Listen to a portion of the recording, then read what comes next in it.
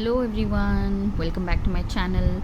So this is continuation to the previous KCL. This is KVL.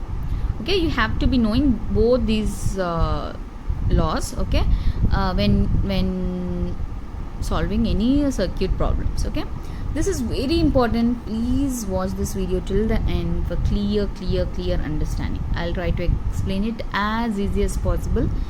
Okay, and easy to remember and easy to understand as well. Okay, see, let's start.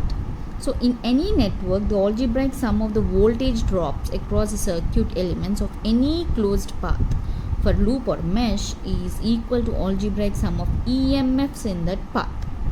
Or as simple as that, you can say around closed path the voltage will be zero. Okay, any network, what is meant by network? Network is a combination of resistors, inductors, capacitors, voltage source, current source, anything. Okay, for any network the algebraic sum of the voltage drops. That means, see, if there is a voltage source something over here, sorry, this is a current source. Okay, current source also, and some resistor, some inductor, some capacitor, something like this is there. Okay, so RLC, so voltage drop across this resistor will be V is IR, right, for resistor. Similarly for voltage drop across inductor, voltage drop across capacitor, any circuit if you will give also, so that will, in this closed path, it will be equal to the algebraic sum of the EMFs in that path. So the EMF generated when the voltage drop occurs, EMFs whatever are produced in this path, so that voltage generated will be equal to those EMFs. Okay, so in closed paths it will be zero. Always remember, actually this is not current source, you have to take voltage source only. Okay, because just remember this, KVL is only applicable when there is voltage source. When there is current source, no KVL can be applied, only KCL can be applied. Remember this. Okay, so this is voltage source. Because of this voltage, there will be some voltage drop over here, that is V is equal to IR. For inductor also voltage drop will be there, capacitor also voltage drop will be there. Whatever elements are there, you will have voltage drops. Those voltage drops will be equal to the EMF generated in that path. Alright, this is clear. We'll see in depth here. See, sum of all the potential rises must be equal to the sum of all the potential drops in the closed path of the circuit. So whatever the potential drop and rise happens in the circuit, so that will be equal to the drops. Rise and drops will be equal. See, when you're taking some circuit, I'll just redraw here. So this is a voltage source, this is a resistor. Okay, and I'll draw one more resistor, something like this. Okay, something like this is there. Sorry, my diagram is a little dirty, don't mind. So see, when we are saying this is voltage is produced over here, that means current is also there, right? Current is in this direction, so this is negative, positive. Okay, now the current is going from here to here, that means this is positive sign. See, positive only it is going here, no? So this is positive, here it will be negative. Again here it is coming to this side, the current will be positive, negative. Always take positive, negatives. Okay, so if the current direction is along with the, the voltage drop is along with the current direction, then it is potential rise, otherwise it is potential drop. Okay, useful. Okay, mainly this KVL, it is used in loop analysis of network. In loops we will be solving KVL. Remember this. Generally in Vivas they'll ask you, where do you use this KVL? For loop analysis we will be using this. Okay, see, sign conventions to follow while applying KVL. This point clearly will be explained over here. See, when current flows through a resistor, okay, the voltage drop across the resistor, voltage drop will occur. That is what I told over here. Okay, the polarity of voltage drop always depends upon the direction of the current.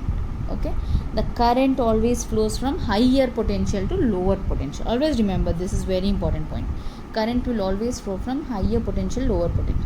Suppose there is a resistor A and B, current is flowing in this direction, that means this is positive, this is negative. Alright, right to left, B has higher potential than A. Consider this one. Suppose current is flowing from this side. Okay, this is positive and negative, left to right, left side, right side, Okay, that means A is having higher potential. Whatever the current direction is, this value will depend on it. Alright, this will have the higher potential. Next is, see, once all these polarities are marked in the given circuit, we can apply KVL to any closed path in the circuit. If it is open path, we can't apply KVL.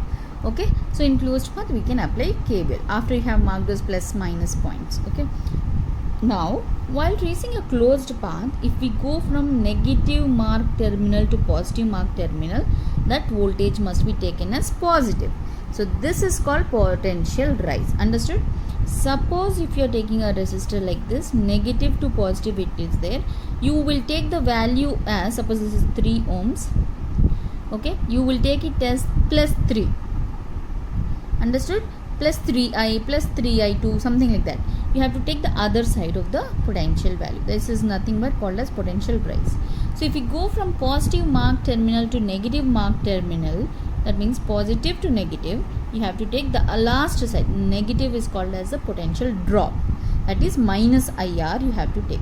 So I'll just clearly, potential rise means negative to positive, you will take it as positive sign. That means plus IR. This means negative minus IR. Potential drop means positive to negative, that is negative. So what do we do if the current source, like I said in the beginning, if there is current source, then it becomes an open path. That means no KVL can be applied. Only KCL can be applied over there. If there is current source in the network, then complete the current distribution considering current source. Okay, current means you can apply KCL. But for KVL, the loop should not be involving current source. You should not. Remember, if there is current source, you can leave that that loop.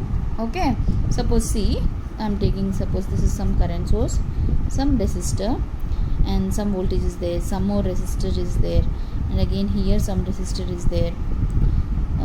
Okay, let's draw something over here, something like this is there. Okay, R plus minus, this is some 5 amps. So what you do is, this is loop 1 now, this is loop 2. Okay, current is flowing in this direction, that's why I drew like this. Okay, here what you can do, for this loop no KVL can be applied, here KVL can be applied. Understood? Because of current source, you can neglect this, you can apply KVL here. Clear? This is about KVL. Okay, algebraic sum of all the voltages will be equal to 0. This is what his theorem states. Okay, I think this is clear now. We'll have a problem also in the next video, how KVL is applied. I'll just show you a preview. This is the problem. Okay, that will be in the next video. I think this is clear. If you have any doubts, please let me know in the comment section. I'll be more than happy to help you out. Okay, I think this is clear. Please let me know if you have any doubts and any other issues regarding the videos and or any topic you need to know. Please let me know. Thank you.